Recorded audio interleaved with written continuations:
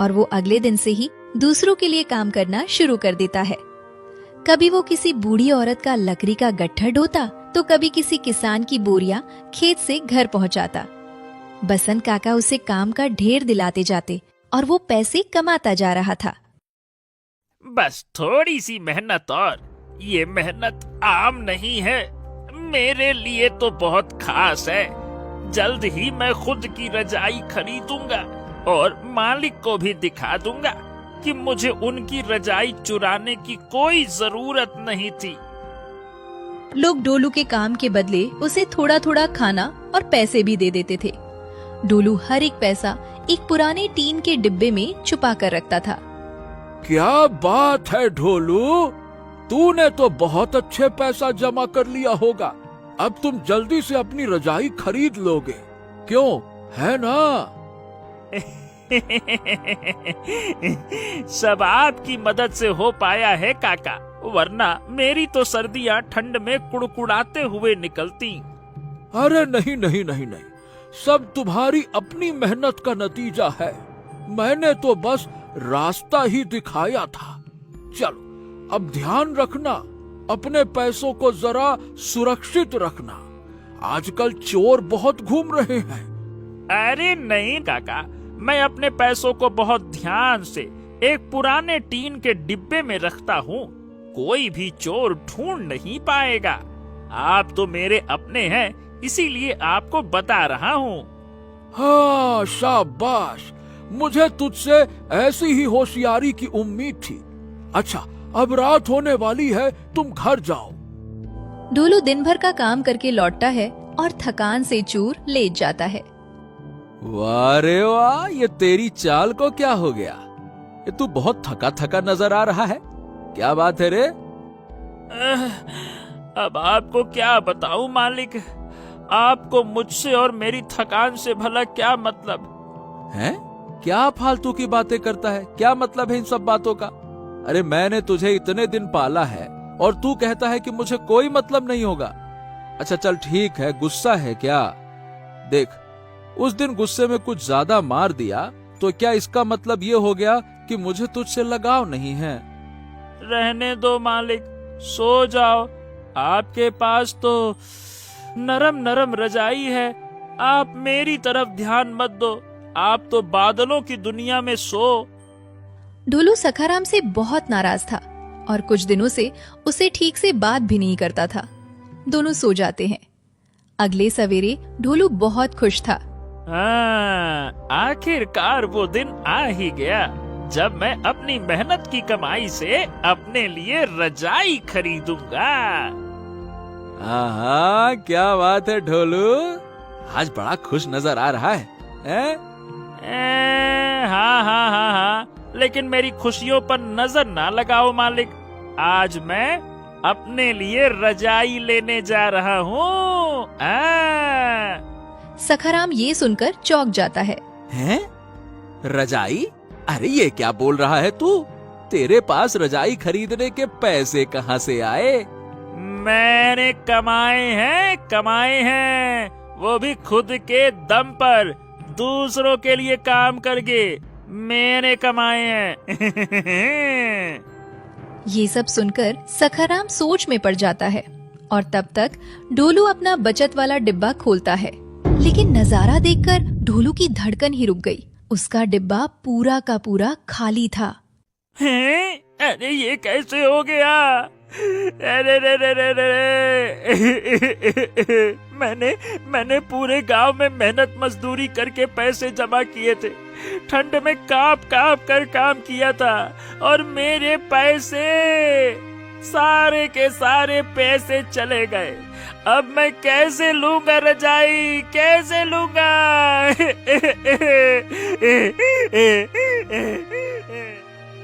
अरे बस कर ढेंचू ढेंचू ढेंचू, ये चिल्लाना बंद कर तू। बड़ा बेसुरा चिल्लाता है तू। और पहले ये बता, तुझे ये सब करने की सलाह किसने दी? बसंत काका ने। क्या? बसंत काका? अच्छा, अब मैं समझा बेटा। क्या मालिक, आप क्या समझ गए? अरे गधे के बच्चे, उसने तुझे बेवकूफ बनाया। अरे वो बहुत लालची आदमी है। उसने जानबूझकर तुझे ये रास्ता दिखाया ताकि तू काम करे, और फिर तूने उसे जरूर बता दिया होगा कि तूने पैसे कहाँ छिपा रखे। ये चोरी किसी और ने नहीं, बल्कि तेरे उस बसंत काका ने की है। ढोलू को दिन में तारे नजर आने लगते हैं। हाय हाय हाय, मैं इतना बड़ा बेवकूफ कैसे हो सकता हूँ? मैं उस बसंत काका की बातों में आ गया। उसके कहने पर मैंने इतना काम किया, एक एक रुपया जमा करता रहा, और उसकी नजर शुरू से मेरे पैसों पर थी। यानी कि वो सही समय का इंतजार कर रहा था ताकि चोरी कर सके। रे रे रे रे रे रे रे। हाँ, अब तेरा दिमाग बहुत तेज दौड़ रहा है, लेकिन क्या फायदा, अब तो तेरे पैसे गए, वो तुझे बेवकूफ बना गया। ढोलू बहुत उदास था और वो सखाराम से निराश होकर कहता है, मालिक, क्या आप मेरी कुछ मदद करेंगे? कहा सुनी माफ कर दीजिए, चलकर मेरे पैसे वापस लाने में मेरी मदद कीजिए ना। क्या? अरे ना रे बाबा ना, उससे कौन भिड़ेगा? उसके पास 2-2 आदमी हैं। वो गांव भर में घपलेबाजी करता है, और फिर कोई उससे वापस वसूली करने जाए तो उसे अपने आदमियों से पिटवाता है। मैं नहीं जाऊंगा। ढोलू दुखी होकर पूरे दिन किसी से बात नहीं करता, खाना भी नहीं खाता। अगले दिन सुबह सखाराम उसे काम पर ले जाने की कोशिश करता है, लेकिन ढोलू चुपचाप गांव की तरफ चल देता है। अरे अरे अरे कहाँ चल दिया? अरे काम पर चल। अरे अब क्या चोरी होने पर मातम मनाता रहेगा क्या? कहाँ चल दिया? अरे सुन तो। काम करने का मन नहीं है मेरा, अब कोई मकसद ही नहीं है काम करने का। इससे अच्छा तो मैं जाकर किसी की यूं ही मदद कर दूंगा, बिना किसी स्वार्थ के। कम से कम उससे मेरा दिल तो हल्का होगा। अरे रुक जा, मेरी बात तो सुन, रुक जा, सुन तो। ढोलू इतना कहकर बाजार की तरफ बढ़ता है, और कुछ दूर जाते ही वो रास्ते में देखता है कि एक बूढ़ा किसान अपनी बड़ी टोकरी लेकर गिर पड़ा है, और सब्जियां इधर उधर बिखर गई हैं। अरे रे रे रे रे रे रे रे रे, मेरी सारी की सारी सब्जियां गिर गई रे। ओहो, चिंता मत करो बाबा, रुको, मैं आपकी सारी सब्जियां उठाने में मदद करता हूँ, और चलो आपको जहाँ जाना है वहाँ तक छोड़ भी आता हूँ। ढोलू खुद अपनी पीठ पर किसान की भारी टोकरी उठवाता है और उसे बाजार तक पहुँचाता है। अरे वाह मेरे प्यारे बच्चे, तेरा बहुत बहुत धन्यवाद, तूने मेरी मदद कर दी। सुन, मेरे पास देने को तो ज्यादा कुछ नहीं है, लेकिन ये ले, ये रख ले तू। बूढ़ा किसान ढोलू की तरफ एक पोटली बढ़ाता है। बेटा, ये बहुत कीमती ऊन है, मैं इसे किसी को नहीं देता, बस बाजार में ही बेचता हूँ। मेरे दादा परदादा ये काम करते आ रहे हैं, लेकिन आज तूने मेरी बहुत बड़ी मदद की है, वो भी बिना किसी स्वार्थ के, इसीलिए ये तू रख ले बेटा। हैं? क्या सच में बाबा? आपका बहुत बहुत शुक्रिया।